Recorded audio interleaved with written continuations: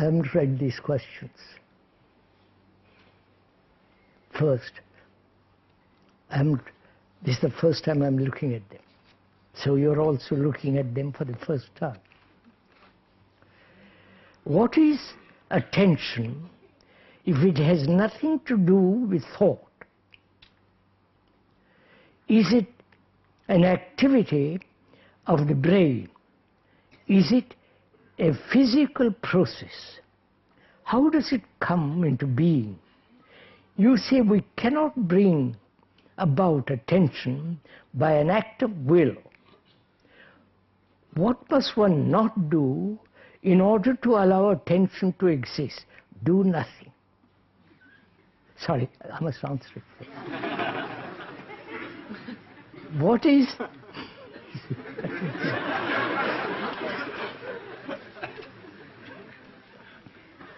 what is attention if it has nothing to do with thought? Is it an activity of the brain? Is it a physical process? How does it come into being? You say we cannot bring about attention by an act of will. What must one not do in order to allow attention to come into being? Right? You've got the question. He's asking, what is attention? Is it a physical act? Is it the movement of thought? Is it an action of desire, which is the essence of will? Desire is the essence of will, right? How does this attention come about? Which is, can it come naturally, easily, without making tremendous effort, going to colleges or attending some guru, being trained? Can it all come about, this attention, naturally? We're going to talk over together, right? We are going to look at the question, not the answer. The question is, what is attention?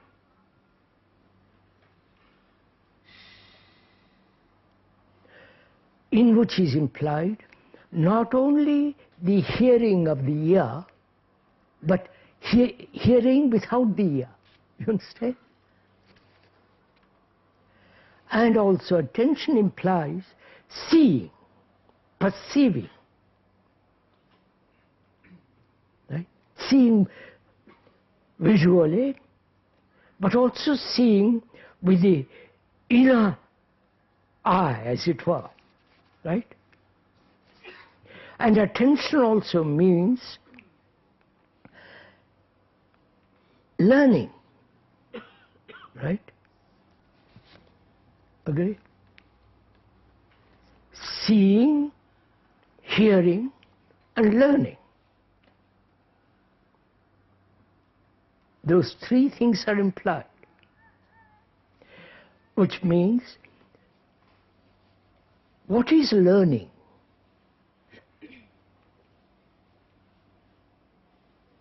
Is it memorizing?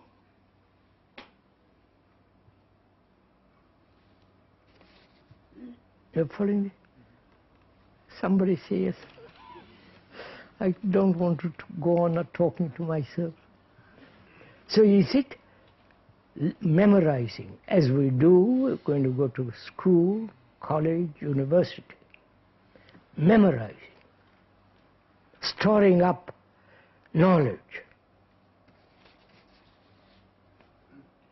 From books, from professors, from teachers, from housemasters, and so on, which is always accumulating as knowledge and using that knowledge skillfully or not.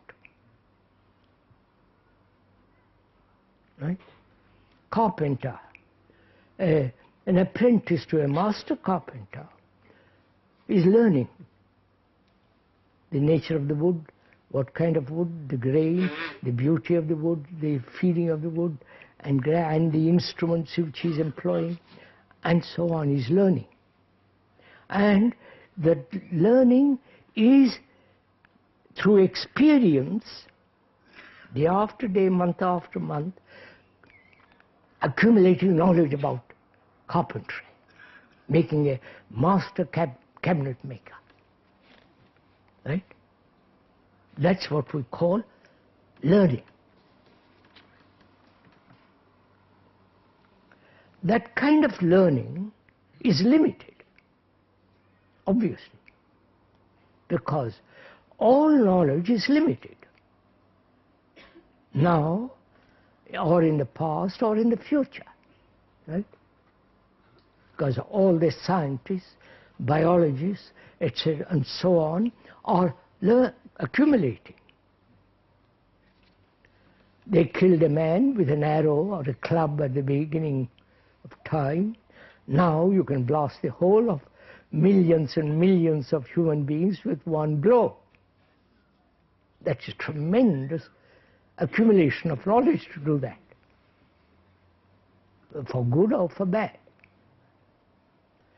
So, and that knowledge is always limited, right? So is there a learning which is not limited? Fine, go on. I'm just discovering something myself.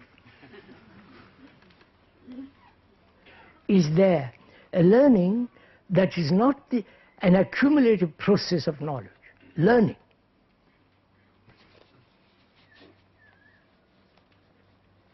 In which is implied hearing, not only the words, the significance of the words, your reactions to the words, your responses to certain favorite words, like love and hate and all the rest of it. And also seeing without any prejudice, seeing without the word. You understand? Can you look at a tree without the word? You understand? Have you ever done all this? That means seeing without direction, without motive, without any network of thought or blocking the seeing.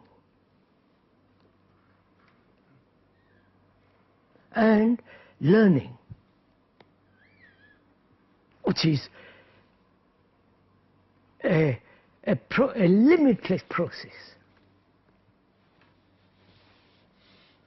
So attention implies all that, plus, or the beginning of it, is to be aware, right? Or we are aware, as we sit here, the extent of this tent,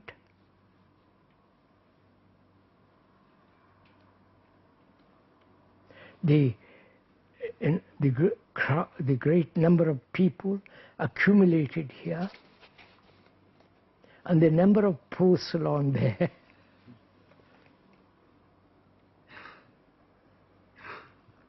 And to look at all that without a single word, to be aware. But in that awareness you begin to choose. I like that blue shirt better than what I'm wearing. Right? I like that the way that your hair is done better than mine. Right? You're always comparing, judging, evaluating, which is choice, and to be aware without choice. You understand?